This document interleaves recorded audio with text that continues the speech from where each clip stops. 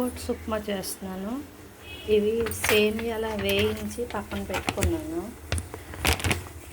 ఏదైనా తోస్తే మళ్ళీ డబ్బాలో వేస్తాను. ఇదైతే ఈ కవరు లాక్ బాగుందని ఇలా కట్ చేసేస్తాను. ఈసారి కట్ చేయకుండా తీసి ఉంచాను. ఒక వీడియో సగం అయింది, అది కట్ అయిపోయింది. మరి ఎందుకని కట్టట్లేదు, మళ్ళీ చెప్దామని ఆవాలు, జీలకర్ర, కరివేపాకు, ఉల్లిపాయలు వేసుకున్నప్పుడు సాల్ట్ కొంచెం వేస్తున్నాను. ఇవి బాగా వేడిపోయాయి. ఇప్పుడు నాకు టైం లేక పెద్ద పెద్ద ముక్కలు కట్ చేస్తాను. ఆమ్లెట్ వేసినట్టు చిన్న ముక్కలు కట్ చేసుకుంటే బాగుంటుంది.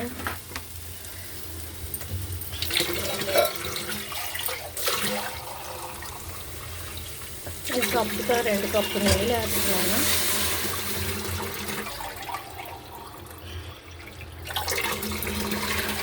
సరిపోద్దని అనుకుంటున్నాను. అంటే దీనికి కొలత అయితే పర్ఫెక్ట్గా ఏమి ఉండదు. ఇలా జస్ట్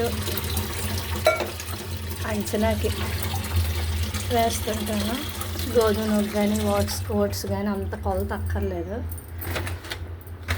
ఇప్పుడు వాటర్ బాయిల్ అవుతుంది కదా, ఉడుకుతుంది బాగా. ఇప్పుడే కొంచెం దీంతో లేక సాల్ట్ సరిపోయిందా లేదా చూసుకొని వేసుకోవాలి. సాల్ట్ అయితే సరిపోయింది. ఇది బాయిల్ అవుతుంది, మూత పెట్టేస్తాను. ఓట్స్ వేస్తాను. ఇంక ఇవి ఇలా ఉడకడమే. ఇది బాగా ఉడికితే కలపలేకపోయాను, కొంచెం ఇదే అయిపోయింది. స్పీడ్గా కలపాలి. ఇంకా కొంచెం వాటర్ సరిపోయినట్లేదు, మరి కొంచెం వాటర్ వేస్తాను.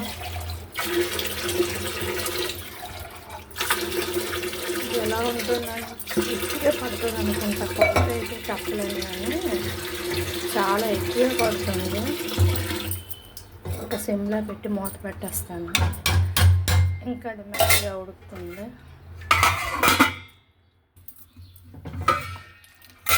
ఓట్స్ ఉప్మా రెడీ అయిపోయింది. అంటే ఇలా జారుగా